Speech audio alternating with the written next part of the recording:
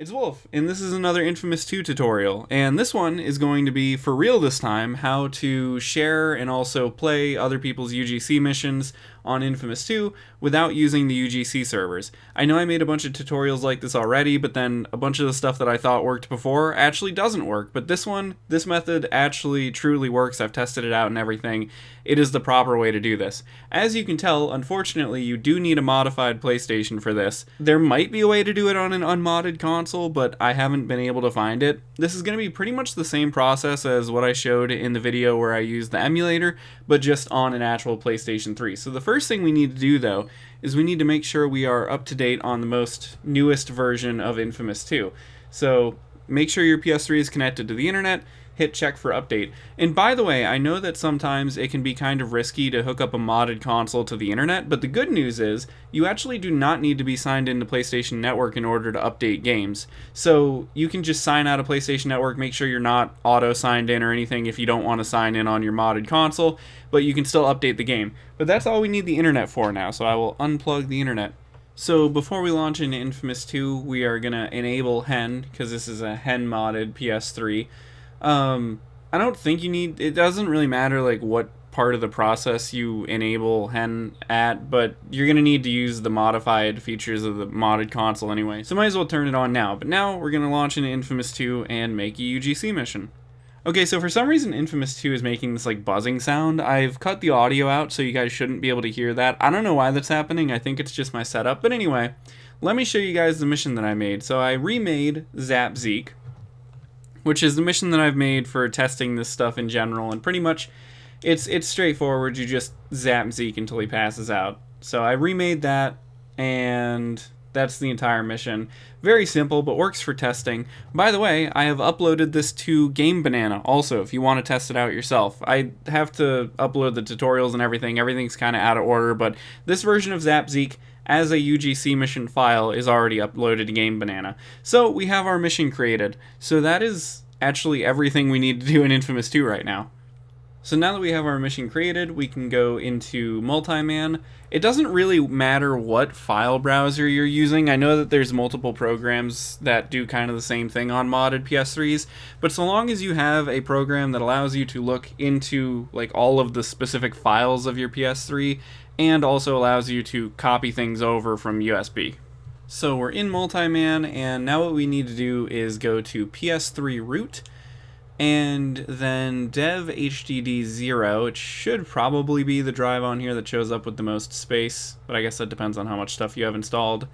And then from there, we need to go down to game, and this has a list of all your different games. So you need to go to inFamous 2. These are the serial numbers for all the games.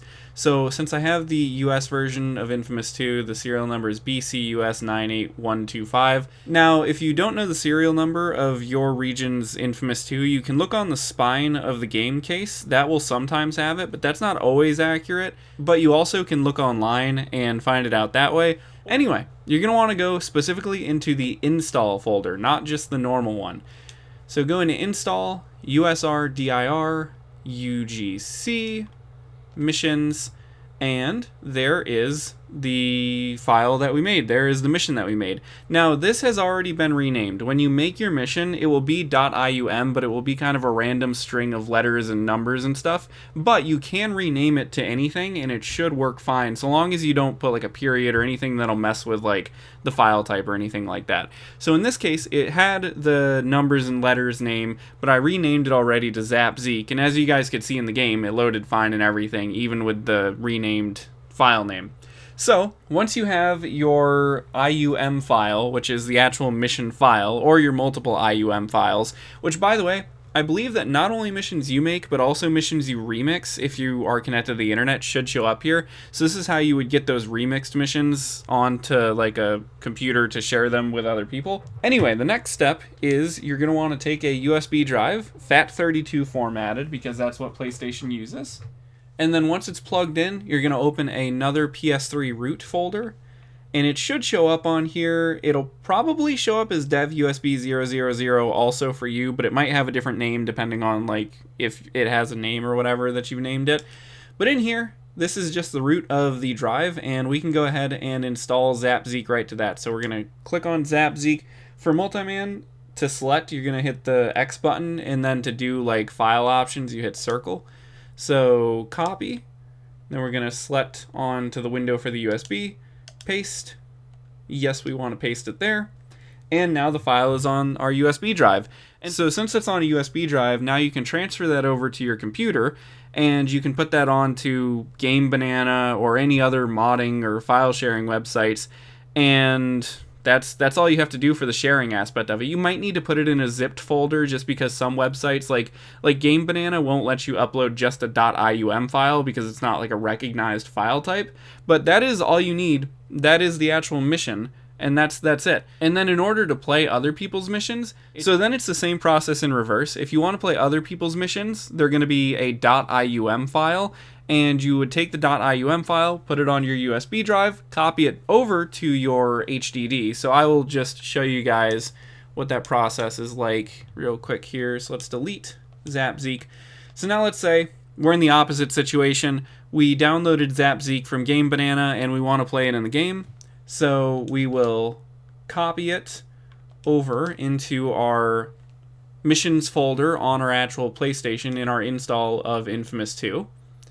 And then now that's there. So now if we launch into the game, it'll show up again, even though I just deleted it because I copied it back off of the USB drive. So let me just show you guys that real quick.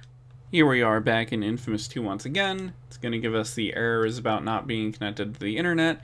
But if we go back into UGC, My Missions, there is ZapZeek once again. Even though we deleted it for a second there, since I transferred it back over from the USB drive, it is shown up once again. So that's what you would do if you've downloaded a UGC mission from online somewhere. Put it on a USB drive, put it in your PlayStation, copy it over into the missions folder, and it will just show up in My Missions like you created it or like you remixed it. And then it just works as normal.